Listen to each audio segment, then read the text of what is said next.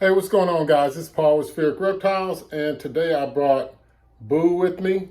I recently got a comment that said that we needed to start naming our animals, so just to make sure that I can come up with interesting names, I've just started to try to mix in some of the patterns and stuff like that. So she's a bamboo inchi calico, and she's one of the first snakes that we got. We got her as a hatchling. I think she must have been like 80 grams or something like that. But I'm going to use Boo to discuss the topic for today. So where is the reptile market? I mean, I think that's a really good question. I mean, where is it? Because that's one of the frustrations that I have now is that the only time I get to see a lot of different varieties of reptiles is if I go to a reptile show or I search on Morph Market. I mean, let's be honest. That's the only place where I can really see, unless I happen to know a breeder and I can go to their site. But how am I going to even know where their site is unless I go to a show and or I look at them on Morph Market? So, and she's hiding her head a lot. I just asked this question because like where I live might be a mirror image of where you live, and you might only have one dedicated reptile store if you even have that. I mean, in some of the areas, like some of the larger cities, especially in Florida, you might have a couple more. In California, some places you might have more. But I'm telling you, man, in Texas, like, it's hard. Like, you can even go to Austin and you're only going to find like 2 for the whole city, maybe 3. In Dallas, man, we had one in Arlington, Texas, which is southwest of Dallas, in between Dallas and Fort Worth. So in Arlington, they had one, but now they're doing internet sales now. So if someone needs supplies over there, or they just want to get they want to run down the street and get a cool reptile, they can't do it. And not to say that that's what needs to happen, but I mean, because you can't buy dogs and cats. I mean, you can go to the shelter and get one, or the SPCA and get one, a rescue. I mean, it would be nice to be able to go and just see a snake or just to know about it. So without rambling, guys, I just want to hit on a couple of things. And first of all, I just want to go over some of the numbers. Of course, I have the numbers in a chart for you that I put in another video. I'm just using it again. But there are 148 million, approximately 148 million dogs that are being kept as pets in America. There are about 98 million cats that are being kept in America. There are about 34 million fish in America, which represents 11% of all the pets. And then we go to birds. There's about 17 million on average. And for reptiles, there's only about 10 million reptiles being kept in America. So we think of how many people live in America right now. It's roughly about 340 million people. So 148, that makes sense. I mean, you know, dogs have been around. They've been domesticated with man for a very long time. Very little domestication going on with snakes as far as, you know, predating, you know, modern industrialization. So, but, you know, with that 10 million, that's only about 3%. So 3%, guys, can you believe it? Every pet store has a reptile section, like PetSmart, Petco, Pet Supplies Plus, and they have some really good products. But a lot of the times whenever you go to those places and you ask them questions about a reptile, it's a very generic answer. And I think that might have something to do with why the market is where it's at.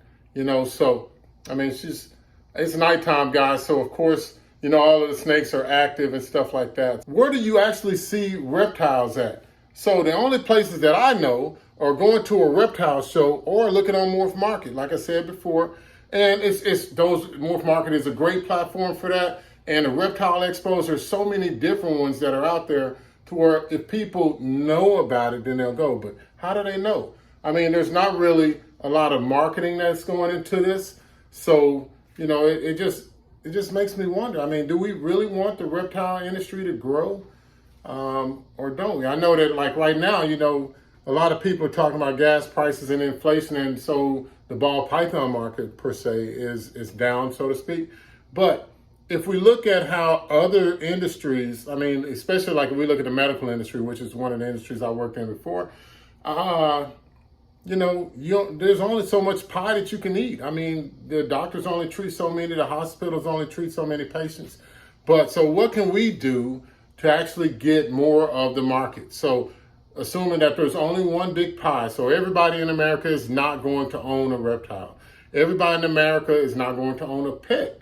So we have to basically break it down into a SWOT analysis of what it would take to increase the market share. I mean, it's just that simple, guys. I mean, it's just that simple. For the SWOT analysis, so if any of you deal with businesses, SWOT is strengths, weaknesses, opportunities, and threats. So let me cover the strengths of reptiles in general. So they live a long time. The average reptile outlives their dog without the vet. So that's another strength. They are very inexpensive to feed when you look at the cost of other pets. Other than fish and birds, I think those are pretty inexpensive. But for an animal that lives as long as, say, a snake or a lizard or a frog or a turtle lives, they're relatively inexpensive to feed. They are quiet, so that, just like a fish tank, you can have a baby reptile or a baby dinosaur that's very quiet. It's not going to roar through your area or anything like that.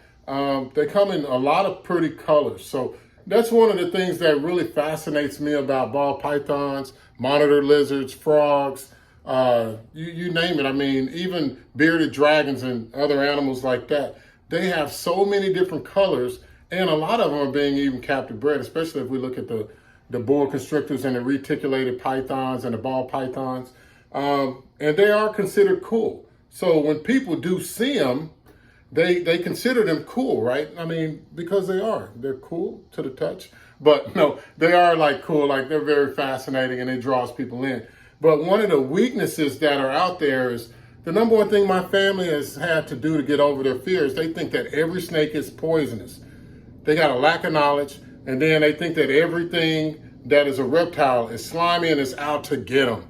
I mean, so that's probably our fault. We need to do a little bit more educating and just pushing the facts that the reptiles are very harmless in a lot of cases. I mean, especially if you care for them right.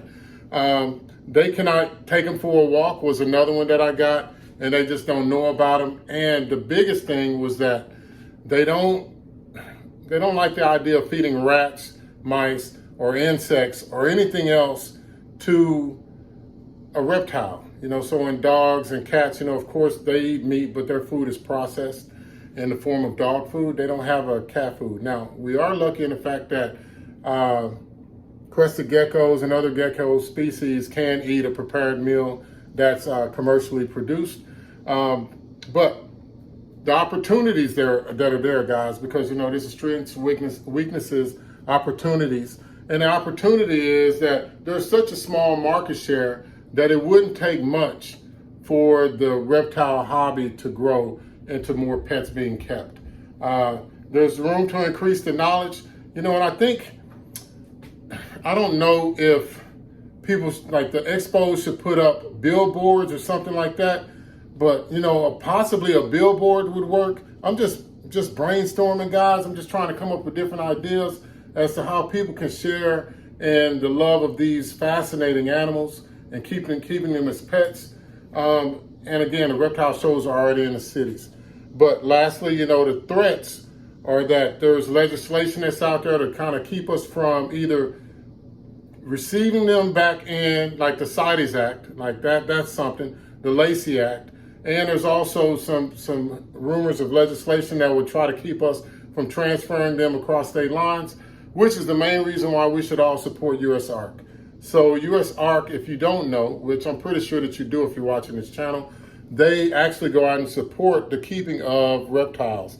And they also, they work a lot of the times with other organizations. So the people that grow tropical fish and things like that, they work with them as well. But the last thing is that there's a lack of marketing that we know, and the dogs and cats, they rule the market. But with all that said, guys, reptiles are so cool, and I just really enjoy owning them. And we'll be breeding them at the end of this year. We'll start our breeding projects and things like that. But more importantly, guys, please comment on what you think that we should do to increase the market. I know I've shared a whole bunch and I talked a lot, but I'm still showing snakes.